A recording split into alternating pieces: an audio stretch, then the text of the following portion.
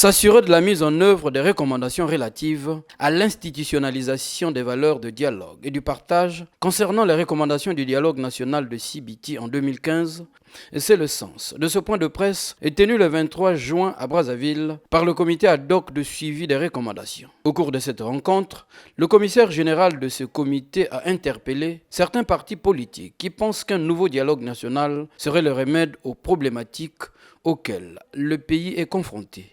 Le dialogue n'est donc pas un remède absolu qui traite et règle tous les problèmes de la nation. D'autant plus que dans notre société, le dialogue est permanent. Il faut donc qu'on évite désormais de rentrer dans la confusion et la contradiction. Le Congo est gouverné sur la base des textes que nous nous sommes donnés. C'est pourquoi un parti politique, un groupement de partis politiques ou un groupement d'individus ne peut exiger la tenue d'un dialogue national inclusif, qui ne serait que le fruit d'une opération erronée et provocatrice, au motif que le Congo subit sans répit une crise aiguë, persistante et multidimensionnelle, alors que le Congo est actuellement une référence et un modèle de stabilité sur le plan institutionnel, politique et économique.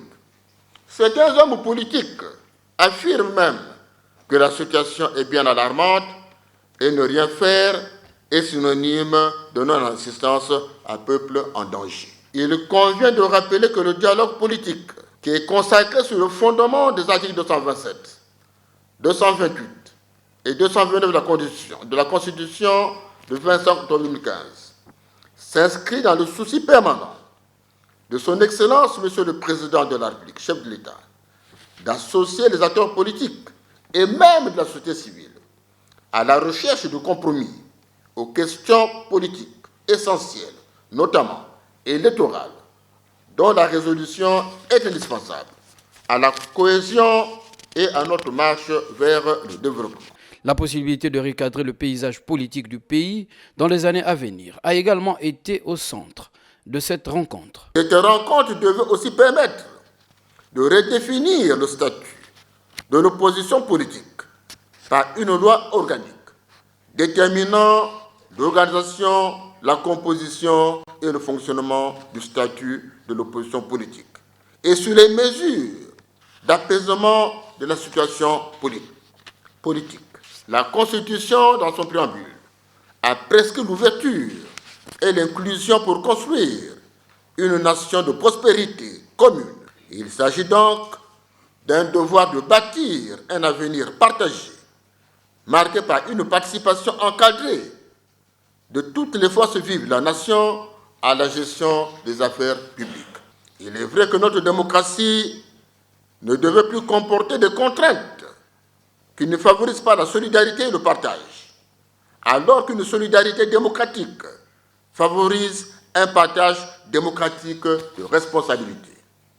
Il y a donc nécessité d'abattre ces murs par la recomposition du paysage politique congolais que d'organiser ou d'avoir un paysage politique éclaté en une multitude de formations politiques cloisonnées par des mystiques idéologiques venus d'ailleurs.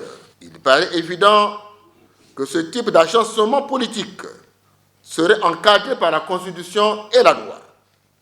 Cette articulation de la vie politique permettra d'éviter la domination d'un groupement de partis politiques sur les deux autres, parce que la non-domination va demeurer l'expression des valeurs cardinales que sont la liberté de penser, la justice, l'égalité et l'équité. Le comité ad hoc s'est également apaisanti sur les principes relatifs à la paix et au partage pour le bien-être des Congolais.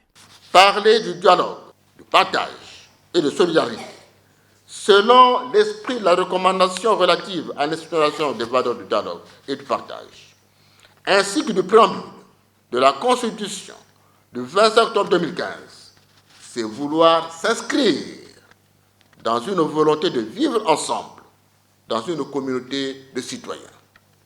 Au moment où l'élection présidentielle de 2026 est déjà dans l'esprit de certains de nos compatriotes qui nourrissent des ambitions certainement fort légitimes, Les Congolaises et les Congolais doivent constituer un front pour préserver la paix qui a toujours été perturbée depuis l'accession du Congo à la souveraineté nationale.